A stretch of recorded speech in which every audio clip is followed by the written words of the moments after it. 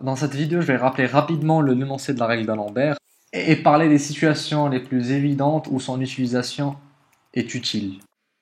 Donc pour rappel, l'énoncé de la règle de d'Alembert est le suivant, c'est que si xn est une suite numérique et que si le rapport entre la norme de xn plus 1 et xn tend vers L, alors si L est strictement supérieur à 1, peut dire que la série xn diverge grossièrement. Si L est inférieur à 1, la série converge absolument et qu'on ne peut pas trancher dans le cas où L égale à 1. En regardant la règle, il vient tout de suite à l'esprit que cette règle serait très utile quand le rapport entre deux termes successifs d'une suite est très facile à simplifier. Ceci est le cas par exemple des suites numériques impliquant des factoriels. Si par exemple on pose xn comme étant a puissance n sur, allez disons, n factoriel. Dans ce cas-là, le rapport entre xn plus 1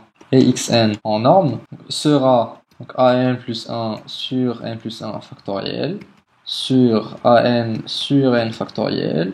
Ça nous donne a multiplié par n factoriel sur n plus 1 factoriel, ce qui donne a sur n plus 1. J'ai oublié de le préciser au début, mais a est par exemple un réel.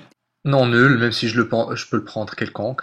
Ce rapport va tendre vers 0, quand n tend vers plus l'infini. On est donc dans le deuxième cas de la règle de d'Alembert. Et la série converge absolument, et ce indépendamment de a. Et pour ceux qui connaissent la formule de Taylor, ce n'est rien d'autre que le développement en série de la fonction exponentielle.